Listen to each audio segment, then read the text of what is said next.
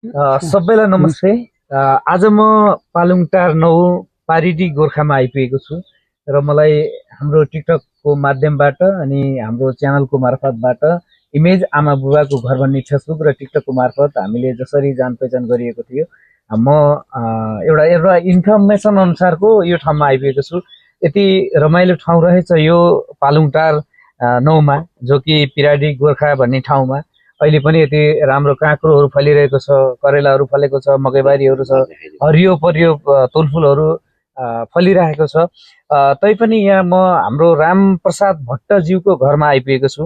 रामप्रसाद भट्टज्यूसँग कुराकानी गर्नको लागि, तपाईँहरूको सामुन्ने थोरै जिज्ञासा राख्नको लागि, र उहाँले चाहिँ केही चाहनु भएको छ। उहाँ चाहिँ एउटा पीडा भोगिरहेको व्यक्तित्व हुनुहुँदो रहेछ। उहाँ चाहिँ 60 वर्षको उमेर भए पनि अहिले पनि एउटा लक्का जमानको जतिको बल छ, हाम्रो जति छैन त्यति बल उहाँसँग छ जस्तो लाग्छ। र सानो एउटा जन्मेको केही सालपछि उहाँले आफ्नो कम्मरदेखिको भाग चाहिँ नचल्ने भएको र माथि चाहिँ एकदम राम्रो हष्टपुष्ट होइन, काम पनि आफूले गरेर जीविकोपार्जन चलाएर आफ्नो बाँच्ने आधार बनाएर बसिरहनु भएको चाहिँ मैले देखेको छु। र म उहाँ बुवासँग पनि कुरा गर्न चाहन्छु, हेरिराख्नु भएको छ।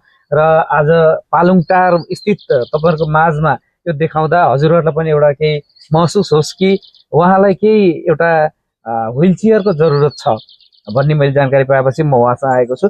बुवा नमस्ते। हजुर नमस्कार। तपाईँको यो जुन अहिले यो गति भएर बस्नु भएको छ, आजसम्मको जीवन कसरी चलाउनु भएको छ, आज म एउटा सानो एउटा यो सञ्चारको माध्यमबाट चाहिँ तपाईँलाई चाहिँ पत्तो लाएँ। दाजुभाइहरूले भन्नुभयो, त्यसपछि यहाँ दाइलाई व्हिल चेयर चाहिएको छ भन्नुभएको छ।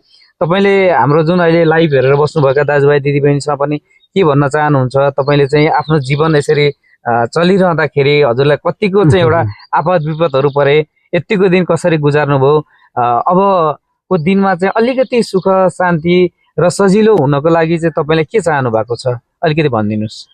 हजुर, अब सर अब भन्नुपर्दा त अब हेर्नु, अब म त यो अब एकदम अब भगवानकै मार पीडामा परेको छु। यो अब यो सानो पीडा होइन, तापनि यो संसारमा अब जस्तो पनि सहनै पर्दो रहेछ। मान्छेले जस्तो पनि पीडा सहेरै बस्नुपर्ने हुँदा आफूलाई आफैले सन्तोष लिएर आनन्द लिएर बस्नुपर्ने भएर म अनि अर्को कुरो सकिन्छ भने एउटा मानवको धर्म भने नि एउटा जिम्मेवारी भने पनि जे भने पनि आफ्नो जिम्मा आफैले लिनुपर्ने, आफ्नो भर आफै पर्नुपर्ने एउटा नाताले मैले चाहिँ सकेसम्म कोसिस आफै गरेर चाहिँ हातमुख जोड्ने बाटो मैले गरिरहेको छु। तापनि अहिले त सरकारले अब खानालाई चाहिँ मलाई सहयोग गरिरहेछन्। अपाङ्ग भत्ता दिइरहेछ। हजुर, अपाङ्ग भत्ता पाउँछु र खान सजिलो भइरहेछ। खानको लागि सजिलो भइरहेछ। अहिले हाम्रो जुन अहिले जुन तपाईँलाई चाहिँ मैले देखाउन खोजेको छु सबै सबैलाई चाहिँ हामीलाई केही सहयोग गरेर एउटा राम्रो एउटा व्हिल चेयर, जो कि तपाईँ नजिकको एरियामा घुमेर भत्ता लिन जानसम्म सक्ने तपाईँहरूले चाहिँ जानुको लागि चाहिँ यस्तो अवस्था पर्दाखेरि अरूलाई के भन्न चाहनुहुन्छ तपाईँले? अब मैले के भन्ने, यो सके त यस्तो अवस्था नपरोस् भन्दा पनि हामीले भन्ने त त्यो हो, तर प्रकृतिको नियममा यो रहन्छ। हामीले जस्तो पनि भोग्नै पर्ने हुँदो रहेछ।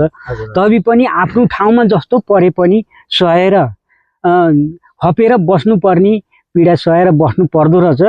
र सके आफू बाँच्ने बाटो आफै गर्नुपर्ने, आफ्नो जिम्मा आफैले लिनुपर्ने चाहिँ मैले यो कुरो देखेँ सर। मैले भनेपछि यो तपाईँको खुट्टा अहिले पसार्न मिल्छ मिल्दैन?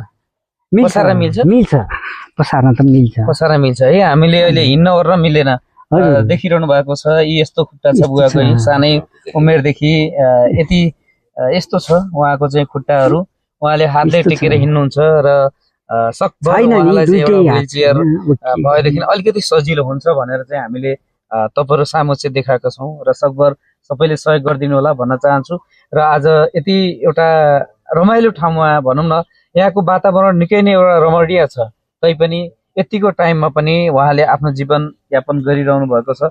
सबैलाई मेरो नम्र निवेदन यही छ कि जहाँ भए पनि जस्तो भए पनि स्वदेश तथा विदेशमा जति पनि बस्नुभएको छ दाजुभाइ दिदीबहिनीहरू सबैले यस्ता व्यक्तिहरूलाई सबैले सकेसम्म सहयोग गरिदिनु होला भन्दै हजुरहरूको सामु चाहिँ म बिदा माग्न चाहन्छु। हस्त, धन्यवाद, नमस्ते।